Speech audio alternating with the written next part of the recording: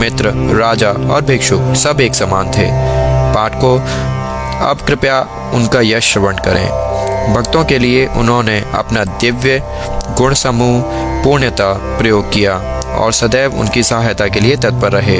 उनकी इच्छा के बिना कोई भक्त उनके पास पहुंच ही ना सकता था।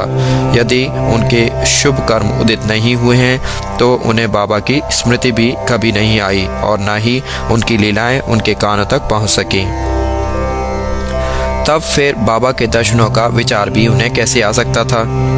अनेक व्यक्तियों की श्री साईं बाबा के दर्शन की इच्छा होते हुए भी उन्हें बाबा के महासमाधि लेने तक कोई योग प्राप्त न हो सका। अतः ऐसे व्यक्ति जो दर्शनाभ से वंचित रहे हैं, यदि वे श्रद्धापूर्वक साईं लीलाओं का श्रवण करेंगे तो उनकी साईं दर्शन की इच्छा बहुत कुछ सीमा तक तृप्त हो जाएगी। भाग्यवश यदि किसी को किसी प्रकार बाबा के दर्शन हो भी गए तो वह वहां अधिक ठहर न सका। इच्छा होते हुए भी केवल बाबा की आज्ञा तक ही वहां रुकना संभव था और आज्ञा होते ही स्थान छोड़ देना आवश्यक हो जाता था। अतः यह सब उनकी शुभ इच्छा पर ही अवलंबित था। काका महाजनी। एक समय काका महाजनी बंबई से शिरडी पहुंचे। उनका विचार एक सप्ताह ठहरने और गोकुल अष्टमी उत्सव में सम्मिलित होने का था। दर्शन करने के बाद बाबा ने उनसे पूछा, तुम कब वापस जाओगे? उन्हें बाबा के इस प्रश्न पर आश्चर्य सा हुआ।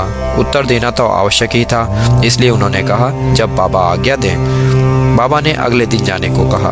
बाबा के शब्द कानून थे जिनका पालन करना नितांत आवश्यक था। काका महाजनी ने तुरंत ही प्रस्थान किया। जब वे बंबई में अपने ऑफिस में पहुंचे तो उन्होंने अपने सेठ को अति उत्सुकता पूर्वक प्रतीक्षा करते हुए पाया। मुनीम के अचानक ही अस्वस्थ हो जाने के कारण काका की उपस्थिति अनिवार्य हो गई थी। सेठ ने शिरडी को जो पत्र काका के लिए भेजा था वह बंबई के पते पर उनको वापस लौटा दिया गया। भाऊ साहेब धुमाल। अब एक विपरीत कथा सुनिए। एक बार भाऊ साहेब धुमाल एक मुकदमे के संबंध में निफाड़ के न्यायालय को जा रहे थे। मार्ग में वे शिरडी उतरे। उन्होंने बाबा के दर्शन किए और तत्काल ही निफाड़ को प्रस्थान करने लगे, परंतु बाबा की स्वीकृति प्राप्त न हुई। उन्हें शिरडी में एक सप्ताह और रोक लिया। इसी बीच में निफाड़ के न्यायाधीश उदर पीड़ा से ग्रस्त हो गए। इस कारण उनका मुकदमा किसी अगले दिन के लिए बढ़ाया गया। एक सप्ताह बाद भाऊ साहेब को लौटने की अनुमति मिली। इस मामले की सुनवाई कई महीनों तक और 4 न्यायाधीशों के पास हुई। फलस्वरूप धुमाल ने मुकदमे में सफलता प्राप्त की और उनका मुवक्किल मामले में बरी हो गया। श्रीमती निमोड़कर। श्री नाना साहेब निमोड़कर, जो निमोड़ के निवासी और अवैतनिक न्यायाधीश थे, शिरडी में अपनी पत्नी के साथ ठहरे हुए थे। निमोड़कर तथा उनकी पत्नी बहुत सा समय बाबा की सेवा और उनकी संगति में व्यतीत किया करते थे। एक बार ऐसा प्रसंग आया कि उनका पुत्र बेलापुर में रोग से पीड़ित हो गया। जब उसकी माता ने वहां जाकर अपने पुत्र और अन्य संबंधियों से मिलने तथा कुछ दिन वहीं व्यतीत करने का निश्चय किया, परंतु श्री नाना साहेब ने दूसरे दिन ही उन्हें लौट आने को कहा। वे असमंजस में पड़ गईं कि अब क्या करना चाहिए, परंतु बाबा ने सहायता की। शिरडी से प्रस्थान करने के पूर्व वे बाबा के पास गईं। बाबा साटेवाड़े के समीप नाना साहेब और अन्य लोगों के साथ खड़े हुए थे।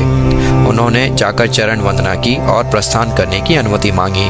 बाबा ने उनसे कहा, शीघ्र जाओ, घबराओ नहीं, शांत चित्त से बेलापुर में 4 दिन सुखपूर्वक रहकर सब संबंधियों से मिलो और तब शिरडी आना। बाबा के शब्द कितने समायिक थे। श्री निमोड़कर की आज्ञा बाबा द्वारा रद्द हो गई।